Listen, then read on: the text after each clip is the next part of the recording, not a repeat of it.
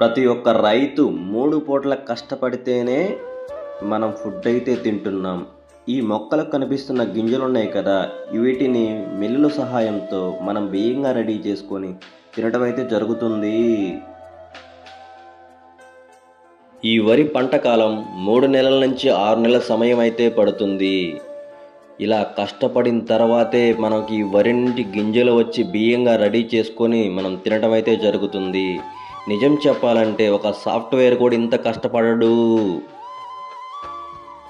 ఈ వరి పంట పండిన తర్వాత మనుషులు కొన్ని పరికరాలను ఉపయోగించి ఈ వరి నారునైతే కోసి కుప్పలేసి అలాగే కల్లాలేసి వడ్లుగా రెడీ చేయడం అయితే జరుగుతుంది. ఇప్పుడు నాకు తెలిసినంత వరకు అయితే ఇంత కష్టపడి చేసేవాళ్ళైతే ఎక్కడా కూలీలు లేరు. కాబట్టి కొన్ని రకాల యంత్రాలు అయితే వచ్చినాయి. ఈ యంత్రాల సహాయంతో ఈజీగా ఈ వరి పంట అనేది కట్ చేయడం జరుగుతుంది. ఇలా కట్ చేసిన తర్వాత వరి అనేది మనకు మేత ఉంటుంది కదా, అది అనేది వేరవుతుంది. అలాగే విత్తనాలు వేరవుతుంది. అలాగే వాటి నుంచి వచ్చే తాలు కూడా వేరవుతూ ఉంటుంది. సో దీని సహాయంతో పంట ఈజీగా కట్ చేయడం జరుగుతుంది.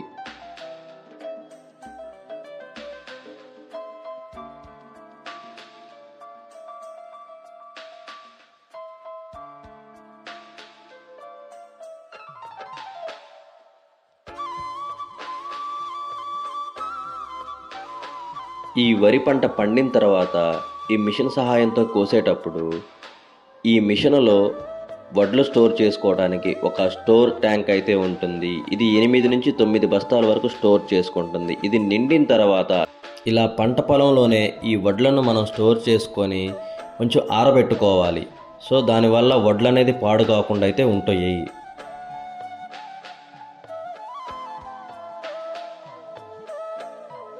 ఇలా 1 by 1 ప్రాసెసింగ్ అయితే ఉంటుంది.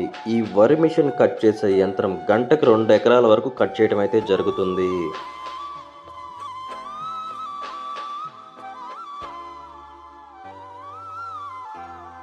ఈ వరి మిషన్ పొలం చుట్టూ రౌండ్ అప్ చేసి ఈజీగా కట్ చేసి మన ధాన్యాన్ని అయితే వృధా చేయకుండా మన చేతికి అందేలా అయితే చేయటం జరుగుతుంది.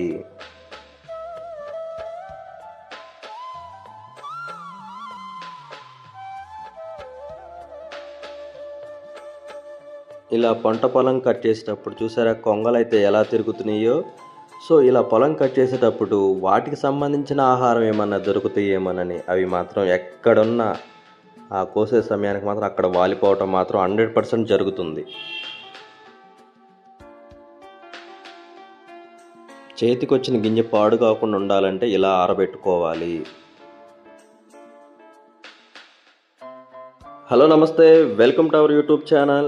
ఈరోజు నేను మీకైతే వరి పంట పండిన తర్వాత మిషన్ సహాయంతో ఎలా కట్ చేస్తారు, అలాగే ఈ వడ్లను ఎలా వేరు చేస్తుంది, అలాగే గడ్డిని ఎలా వేరు చేస్తుంది, అలాగే తాలు అనేది ఎలా పోతుంది అనేది ఈ వీడియోలోకి మీకు చూపించడం అయితే జరుగుతుంది. నిజం చెప్పాలంటే రైతు అనే పర్సన్ ఎండనక వాననక కష్టపడి పనిచేస్తే కానీ రైతు అనే పర్సన్ గుర్తించిన వాళ్ళు మాత్రం ప్రభుత్వాలు కానీ అలాగే మనుషులు కానీ ఎక్కడా లేరు. ఒక్క వ్యవసాయ అభివృద్ధి రంగంపైనే ఎందుకు ఇలా జరుగుతుంది? ఈ వ్యవసాయ అభివృద్ధిపై మంచి పనులు అనేవి చేయకుండా ఇంకా నీళ్ళు నములుతూనే చాలామంది బతుకుతూ ఉన్నారు. వరల్డ్లో ఎక్కడ చూసినా రైతు అనే పర్సను తన పిల్లల కోసమో తన కుటుంబం కోసమో కష్టపడినట్టు ఎక్కడా జరగట్లేదు. దేశంలో ఎన్ని కోట్ల మంది అయితే అన్ని కోట్ల మంది ఆకలి బాధతో ఉండకూడదనే ఉద్దేశంతోనే పంట పండిస్తున్నారు. కాబట్టే మనం 3 పూట్ల ఫుడ్ తింటున్నాము. కానీ రైతు అనే పర్సన్ కూడా గుర్తించడం అస్సలు లేదు. ప్లీజ్ నిజంగా చెప్తున్నాను, అసలు రైతును కొంచెం గుర్తించండి. వాస్తవంగా చెప్పాలంటే రైతు అనే పర్సన్ తన పిల్లల కోసమో తన కుటుంబం కోసం కష్టపడితే 1 ఎకరం వేసుకోవచ్చు. తనకు సంబంధించిన వడ్లు తనకు వస్తాయి. ప్రశాంతంగా హ్యాపీగా తినొచ్చు, హ్యాపీగా ఉండొచ్చు.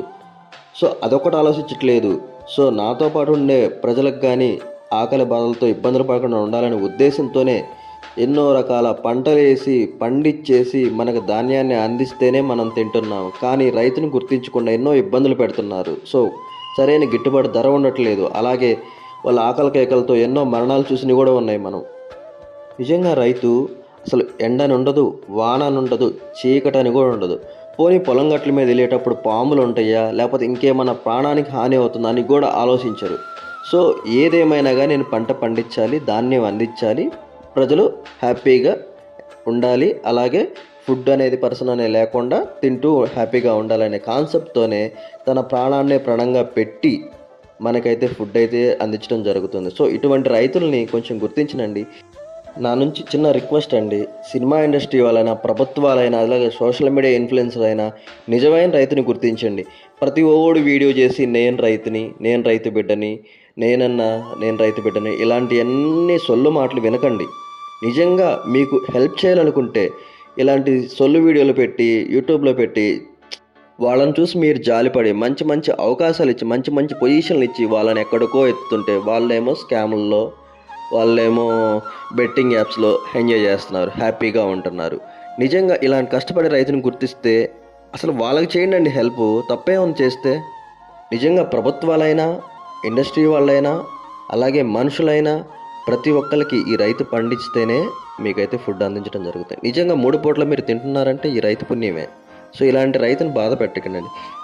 ఈ వీడియోలు చేసిన ప్రతి ఒక్కరికి అది హెల్ప్ చేస్తాం, ఇది హెల్ప్ చేస్తున్నా, మీకు ఆ అవకాశం ఇస్తాం, ఈ అవకాశం అనేది పిచ్చి మాటలు పక్కన పెట్టి నిజంగా కష్టపడే రైతుకి హెల్ప్ చేయండి. మంచిగా పంట పండిస్తారు, మనకి మంచి ధాన్యం ఇస్తారు, అలాగే మంచి గిట్టుబాటు ధర కూడా కల్పించేలాగా పోరాడండి. సో వాళ్ళని మీరు ఒక మెట్టెక్కించిన వాళ్ళలాగా ఉంటారు. ఎప్పుడు చూసినా రైతు కష్టపడుతూనే ఉంటాడు, మరణిస్తూనే ఉంటున్నాడు. ఎందుకండి ఇంత కష్టపడటం? ఒక దేశం కోసం తనకు కష్టపడినందుకు తనకు చావుకు వస్తుంది చివర. ఇంత కష్టపడిన పర్సను చనిపోయే వరకు వస్తుంది. సో ఈ ఒక రైతు గురించి కూడా కొంచెం మీరు గట్టిగా పోరాడితే బాగుంటుంది. మీరు చేసే హెల్ప్ ఎవరెవరో ఒక్కో చేయకండి. నిజంగా ఒక రైతుకి హెల్ప్ చేయండి. ఎందుకంటే తను అసలు మట్టి కొట్టుకొని మరీ తిరుగుతూ ఉంటాడు. సో ఎవరి కోసం, తన పిల్లల కోసమో తన ఫ్యామిలీ కోసం అయితే ఎంత మట్టి కొట్టుకొని తిరగాల్సిన పని అయితే అస్సలు లేదు.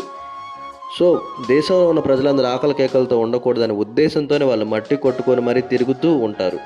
ఎనీ టైం పొలంలోనే ఎండల్లోనే గడిపి పంట పండించి మనకు అందించడం వల్లే మనం తింటున్నాం. కాబట్టి ఇటువంటి వాళ్ళని గుర్తించి వాళ్ళకి ఏదన్నా రైతులు హెల్ప్ చేయండి. మా కడుపులు నింపడానికి కష్టపడి పనిచేసే ప్రతి ఒక్క రైతుకి సెల్యూట్ అన్న. జై రైతన్న. జై జై రైతన్న.